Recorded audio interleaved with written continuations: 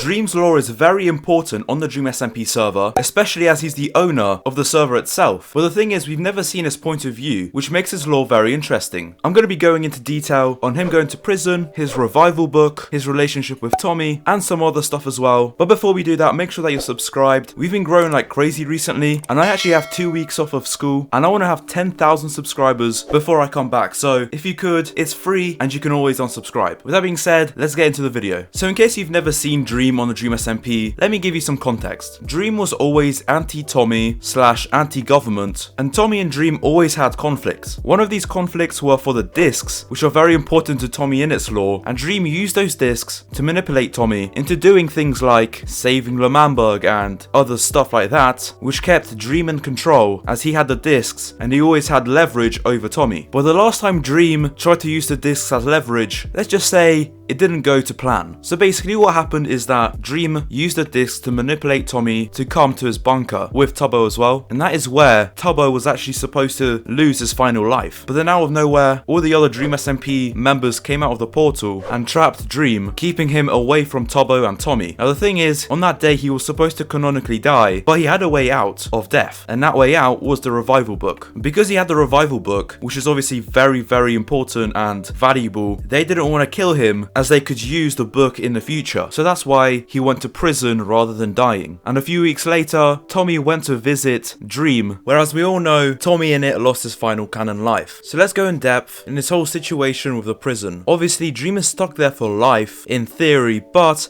I think that he's going to escape at some point, or possibly he could even be let out by maybe some type of deal. Now the reason why I think that he might get let out rather than escape is because of a recent tease that actually Dream showed on his alt account, which Kian KSG already made a great video about, so I'm not just going to be repeating him, but basically he explained that Dream was out of his cell with a full inventory, with full Netherite armor, and Dream was talking to Awesamdude about some security issue that he found. So maybe Sam actually let Dream out and put someone in. Now I do have a theory on who that could be, which I'll be talking about later in the video, but I'm just really confused why Dream was let out. But I guess there's two different options. One, he made a deal with Sam, maybe reviving Wilbur or reviving Schlatt or something like that, or possibly through manipulation, which will be very interesting to see how that happened when we get the Dream lore stream at some point. But when he went to prison, basically everyone agreed that he's a bad person. Well, at least everyone that was there. And one of those people were Quackity, who now has a lot of lore because basically he goes into the prison just to taunt Dream because he wants Dream to revive Schlatt. Speaking of reviving Schlatt, I want to go